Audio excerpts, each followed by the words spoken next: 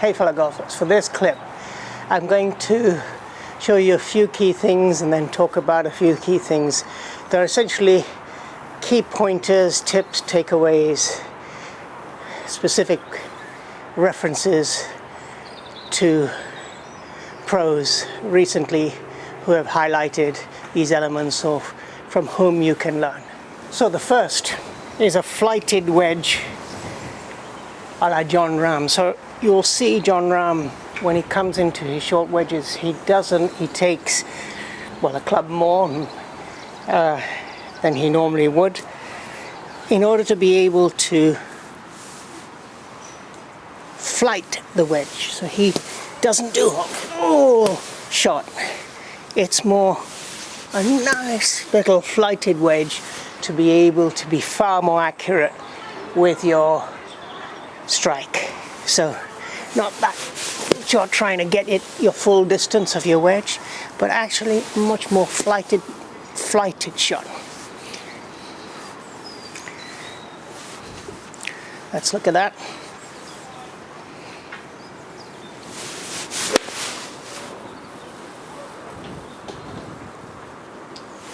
It allows you to aim more precisely to your target.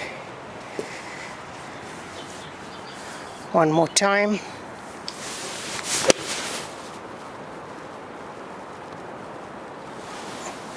A nice flighted wedge. The second, from Bryson Dechambeau. You see that when he is off the green, maybe 20-30 yards, he does a little bit more of a bump and run and roll out. He actually doesn't try to do a full chip, full wedge. It's a little bit more accurate bump and run, much shorter swing, club more upright. Have a look at the clip I just did on Daniel Kang's suggested tips on bump and run. So that nice, simple bump and run a la Bryson Dechambeau. Really good from 30 yards in. Then, Fringe. From the Fringe, you'll see Victor Hovland. He does fringe putting.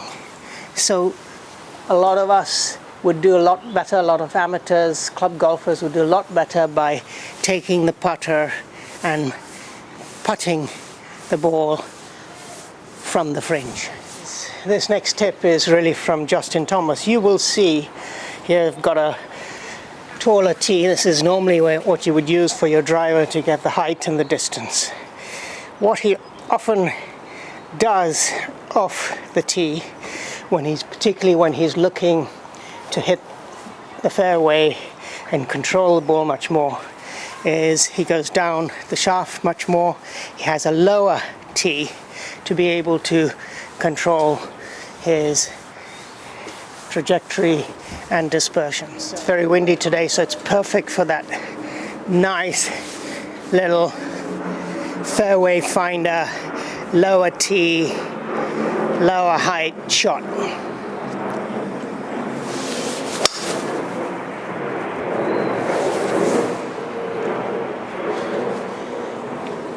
Using a lower tee to find the fairway. Justin Thomas. Tommy Fleetwood. Tommy Fleetwood is really known almost for all his shots. He does little punch shots. A bit further back in his stance, grip down. He doesn't come all the way through like this. He does little punch shots. And a lot of the time, to really control his ball, his trajectory, and his distance. Tommy Fleetwood and a nice little punch shot. Works every time. Try it. Another important takeaway or pointer you may have seen in a recent tournament from Hideki Matsuyama the most recent Masters champion. And what he does strategically is when he looks at the hole that he has, he strategically uses where he places his tee. You have a whole area, of course, here on the mat, not as big. You don't have to always go to the center position. In fact, if it's perhaps a dogleg left and you want to keep it on the right side of the fairway, you may want to go further upright, further left in my case, to keep the ball on the fairway and strategically use the positioning of the tee box. So strategically use where you position your ball off the tee box, whether it's a par 3. I did that with an iron, but it could have been with a driver. Being on the range, there's only a few holes in the mat here, so I didn't do that in this case. Strategic use of tee placement. Now something that I have been advocating a lot of, if you've seen my other clips on the mental game, which of course I recommend, is when you're doing your drive, or for that matter any shot, iron shot, putter, pick out a point on the dimple. So let's say that the point is the letter R here on the range ball. So you pick up, I'm going to actually try and hit it. I'm going to try and hit the letter R. So I'm not just focused on the ball, and I'm not just focused on the back of the ball. I'm focused on a very specific dimple to control my movement and my swing. And that's all I want to do, is hit that particular point. And look at that, nice straight drive all the way down. So by focusing on a specific dimple, you can put a little dot with a pen on your ball and always look to strike that point. Be it your driver, be it an iron shot from the fairway or from a par 3, or be it a roll on the putter. Use the dot technique. One of the things that Max Homa talks about in terms of improving your golf is extend your range of motion. And that in having a greater range of motion, your flexibility in particular, your ability to go with that, your balance, but that range of motion is really key to giving you both longer distance and more power. One of the things that Phil Mickelson does when he begins to practice is he takes his wedge at the beginning and he tries to extend his range of motion. So particularly before he starts one of his warm-up exercises, how do you extend your range of motion? And let me give you a little exercise on that. So here's my back arm. As I go up, I want to imagine my hand is coming at the bottom of the grip. I'm pushing that out. So keeping my back leg as the anchor, but I'm pushing. That's one way to begin to work those muscles to get that higher range of motion. So I'm pushing here with my back. And then imagine coming down. I want to then grip my hand, and as I push, pull down. So because your hand speed and your width is going to be key to your distance. So extend the range of motion, push down. Also helps you think of the shallow swing. Extend the range of motion, push down. It works all the different muscles that you're going to need for flexibility and for power. Theme of speed. Greg Chalmers has said, and of course you would know that Bryson Dechambeau also would say the same thing, speed is really a necessity these days. Courses are a bit longer, the further you can get it out there, particularly on your driver, but also on your fairway woods perhaps, or your hybrid, the shorter the club you're going to use to be precise for those flighted wedges or for that punch shot you into the green. So speed is necessary, and there are 4 or 5 ways to enhance your speed. The first, of course, is to move your club faster. Not all of us can do that, but for whatever your swing is, move your club faster. Although I wouldn't recommend it on the way back. So the faster you can move your club, obviously the more speed you get. That's the first. The second is to lengthen your swing.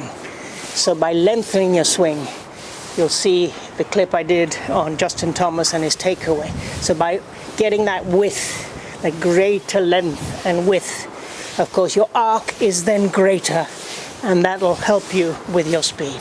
So widening your arc, lengthening your swing is another key way to enhance your speed.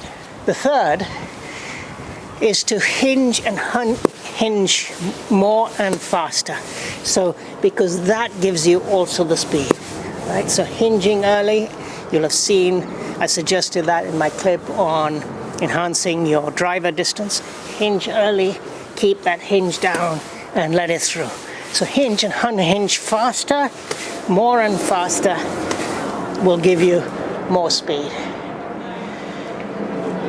And then finally, moving your hands. Your hands going to affect your speed too. So with all of those elements, the more you can move your hands through and faster, the more speed you will get. So let me illustrate that a little bit with my iron shot. So a normal shot,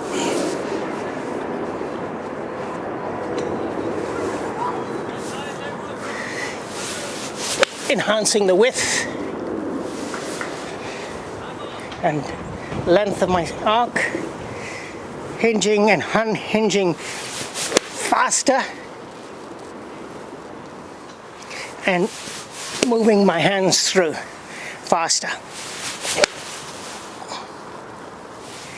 Of course, as I've illustrated and discussed many times in previous clips, enhancing your fitness, mobility, speed, velocity, flexibility, all of these elements are key. Finally, Matt Kuchar, and something myself as a mental golf coach I emphasize: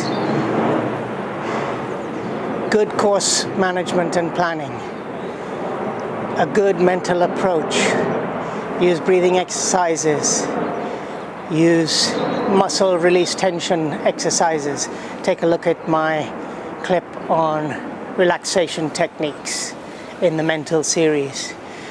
Is really key to enabling you to have a good round, to manage your misses, to know where not to hit, to stay calm and relax. Make that part of your shot routine.